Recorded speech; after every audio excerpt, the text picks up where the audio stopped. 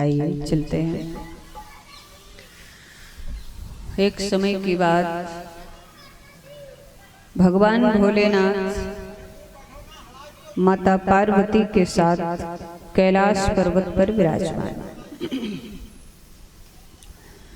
भवानी ने यहाँ पर भगवान भोलेनाथ से कुछ प्रश्न किए हैं, क्योंकि अगर मानस उठा करके देखा जाए तो भगवती पार्वती के ही प्रश्नों की बौछार है। जब भोले बाबा कथा सुनाने के लिए बैठे तो सबसे पहले भगवान भोलेनाथ ने माता पार्वती से कहा कि देखो देवी, हम तुम्हें कथा सुनाएंगे, लेकिन उससे पहले तुम्हें प्रश्न करना पड़ेगा। भवानी ने कहा बाबा, प्रश्न करने की क्या जरूरत है, आप वैसे भी तो कथा सुना सकते हो। भगवान भोलेनाथ ने कहा कथा सुना सकता हूँ, लेकिन एक बार मैंने तुम्हें अमर कथा सुनाने का प्रयास किया था।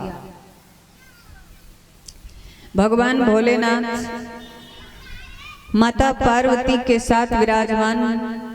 एक बार भगवती ने भगवान शंकर से पूछा, और पूछा क्या, भगवान शंकर बैठे हैं ध्यान मग्न, भगवती पार्वती भगवान भोलेनाथ की पूजा किए, और पूजा करने के बाद में बस बैठी ही थी। तो उसी समय क्या हुआ, नारद बाबा कहीं भ्रमण करते हुए आ गए। नारद बाबा का तो काम ही है भ्रमण करना, समझो, नारद बाबा का काम है भ्रमण करना। नारद बाबा एक घड़ी से ज्यादा कहीं पर भी ठहरते नहीं है, क्योंकि नारद बाबा को महाराज दक्ष ने श्राप दिया था। क्योंकि नारद बाबा ने महाराज दक्ष जी के पुत्रों को ऐसा ज्ञान बताया, ऐसा मार्गदर्शन किया कि महाराज दक्ष के जो पुत्र थे वो सभी वन को चले गए भगवान का भजन करने के लिए, सभी बैरागी बन गए।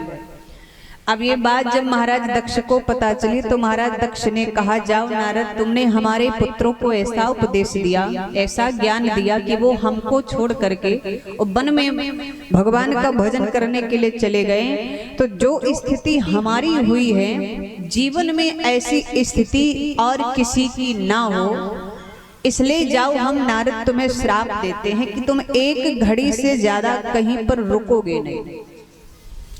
नारद बाबा को श्राप लग गया।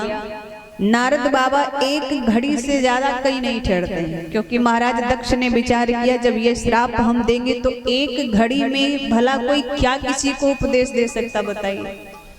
एक घड़ी में क्या कोई उपदेश देगा किसी को, क्या ज्ञान बताएगा। तो जब ये किसी को ज्ञान ऐसा नहीं बताएंगे तो मेरे जैसे और भी लोग हैं उनकी ये दशा नहीं होगी। अब नारद बाबा एक घड़ी से ज्यादा कहीं ठहरते नहीं, तो नारद बाबा भ्रमण कर रहा। अच्छा, नारद बाबा जो हैं एक ऐसे संत हैं जिनका सम्मान हर समाज में है, समझिएगा, इनका सम्मान हर समाज में है।